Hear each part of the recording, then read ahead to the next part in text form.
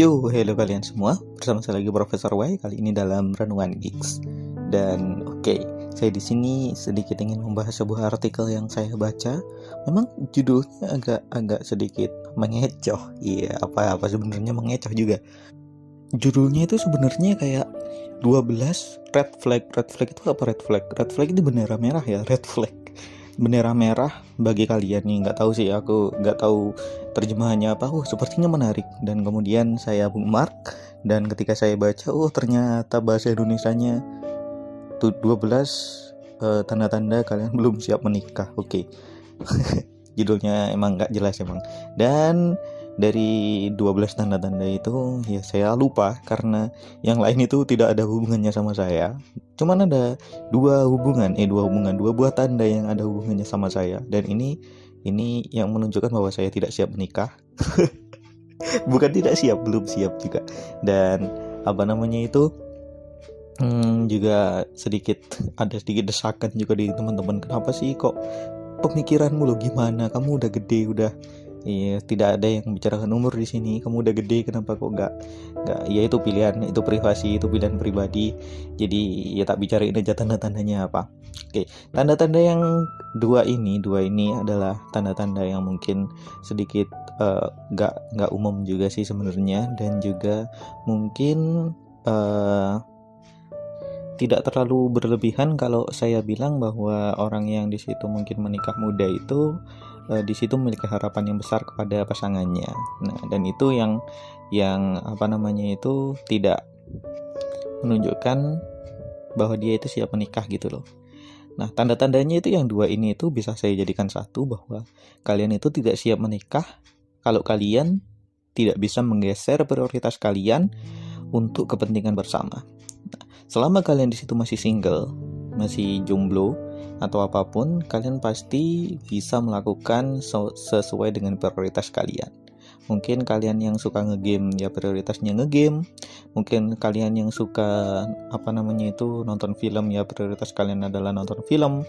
Mungkin kalian yang suka hobi main futsal ya prioritas kalian main futsal.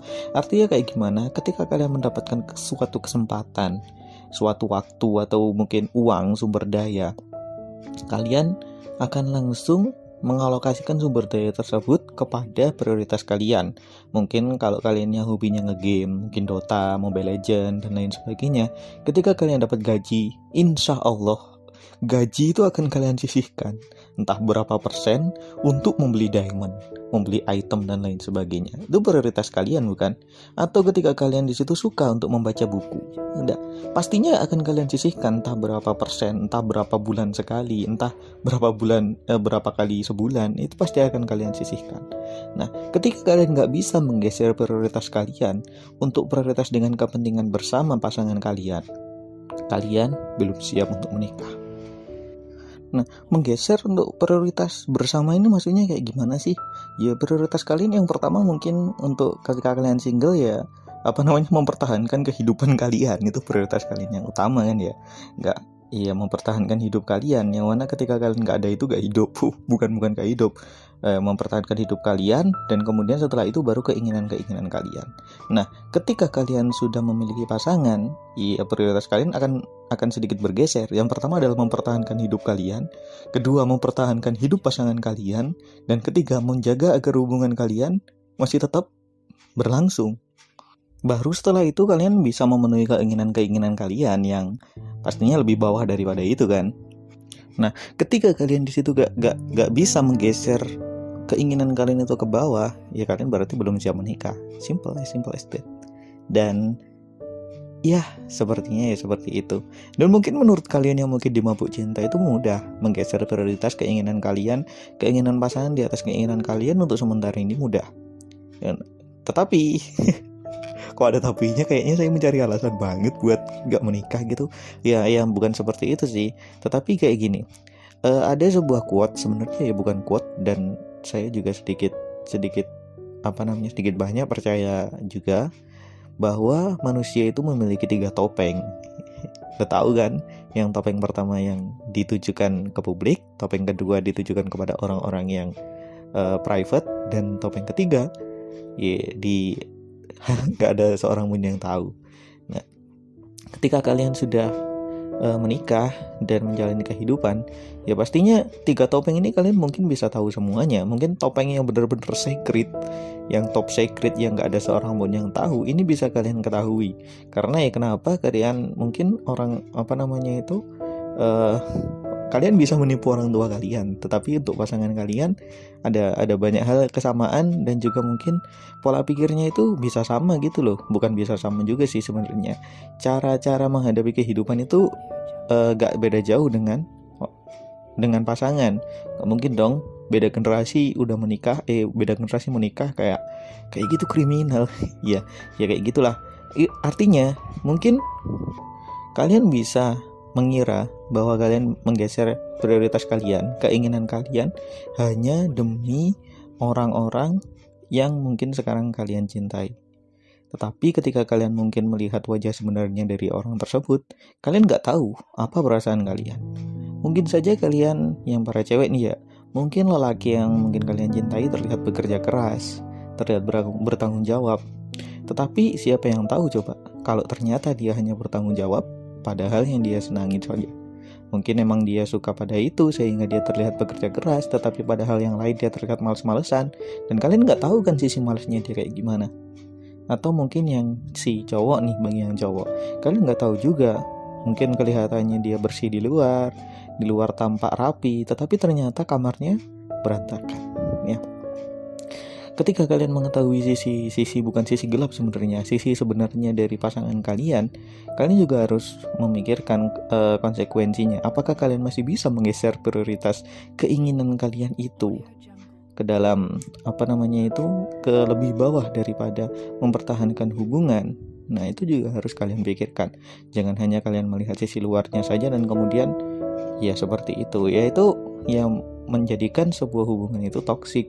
Dan karena mungkin gimana ya, nah ini kayak menginvestasikan saham. Waduh, kok analoginya investasi sih? Ya nggak apa-apa deh, kita menginvestasikan keuangan kepada sebuah perusahaan yang mungkin gak kita sukai, dan ketika perusahaan itu turun, kita terus berusaha untuk memperbaiki saham tersebut dan yakin bahwa dia akan naik. Ya padahal kita nggak tahu dia akan naik atau enggak. Nah itu sama kan seperti yang kita terjebak dalam hubungan yang toksik. Kita sebenarnya sudah menginvestasikan banyak kepada hubungan tersebut. Mungkin bagi para cowok banyak udah PDKT, udah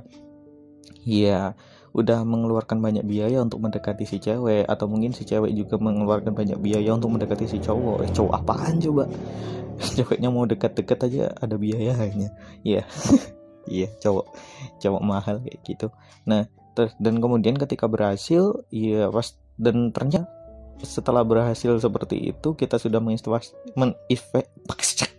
menginvestasikan banyak hal dan kemudian berhasil, lah kok ternyata tidak sesuai yang kita harapkan.